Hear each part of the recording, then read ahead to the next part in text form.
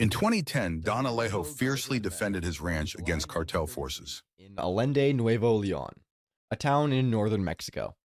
Don Alejo's family ran a sawmill, and he was raised learning the trade and slowly expanding his property, eventually buying a ranch. But in 2010, Don Alejo's ranch had the misfortune of existing in an area that would be a great checkpoint for the drug trade, thus drawing the attention of the Los Zetas gang. The Los Zetas are a cartel gang known for they were not nice people. They were a former Mexican military that was trained to be a task force against the cartels, but then they realized they could make a lot more money by joining the drug trade, so that leads us to where we are today. On the 13th of November 2010, the cartel approached Don Alejo and asked him very nicely and not at all threateningly to vacate the premises in 24 hours in a real estate deal in which they would pay nothing in exchange for getting to live another day. Honestly, not the worst real estate offer I've heard of. Pretty generous. I would have taken it. But Don Alejo was a principled old man, 77 years old and the absolute pinnacle of humanity. This man hit him with the "I'll be waiting," and then the cartel just left and prepared to come back with backup. Don Alejo calmly grabbed his collection of guns and set them up at each window of the house. Within 24 hours, the cartel arrived. Don Alejo told them to leave, and they shot at him. So immediately he shot the two closest gangsters and the firefight commenced. The cartel began opening fire on Don Alejo's house, shooting at the window that he fired from. Except that he had already moved to another window and shot two more gangsters dead. And as they shifted to that window, he was already gone, moving from window to window. Eventually, the cartel got sick of it and kicked open the door, only to see him there, guns in hand. They were wounded but not killed. The cartel decided enough was enough, and they started using just grenades on Don Alejo's house. After blowing up a bunch of stuff, they retreated before the military could arrive. And about an hour later, the military did show up, and they found the aftermath of the firefight. Over 900 bullets were fired into Don Alejo's house, and multiple just complete craters from grenades were found. Sadly, the man was found dead in his bathroom, rifle still pointing to the door as he succumbed to the bullet wounds he received during the firefight. But still, he's an absolute legend. I don't usually cover recent stuff, but this was just too good. Sempronius Densus.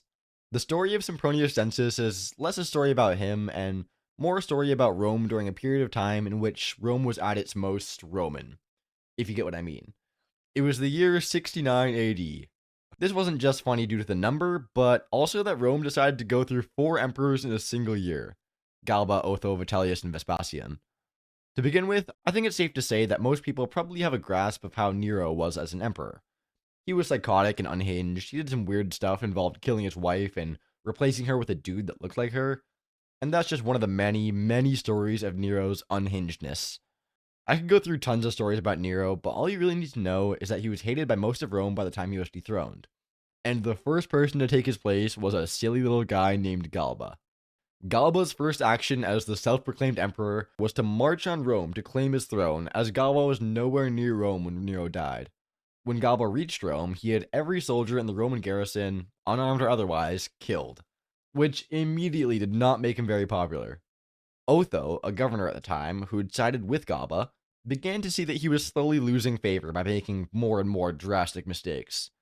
His fall was imminent, and Galba was the most unpopular with the military, while Otho was really popular after befriending many of the Praetorian guards over the years, even going as far as to settle one of their debts with his own money. Eventually, Otho knew his time had come, and so, with the help of the Praetorian Guard and some other fed-up Romans, he marched on Rome, causing a riot to break out. Galba and his heir went out into the crowd to try and reassure them and calm them down, and he was surrounded by guards. But when the guards saw Otho and his militia making their way through the crowd, every single one of them abandoned Galba. All except one. Yup, that's right, 7 paragraphs in, and I'm now bringing up Sempronius Densus. He's incredibly uninteresting as a person, but his final act here is just absolutely legendary. Sempronius refused to allow the militia to pass, and he held his ground against the soldiers who all wanted to kill Galba. Sempronius stood alone and defended Galba to the end. Unfortunately, we have no idea how long he fought for, or if he even killed anyone at all. But goddamn was he brave. He was noted and remembered for this act of valor, despite his idea to sacrifice himself for a pretty mid-emperor, all things considered. Granted, Galba didn't even serve a year.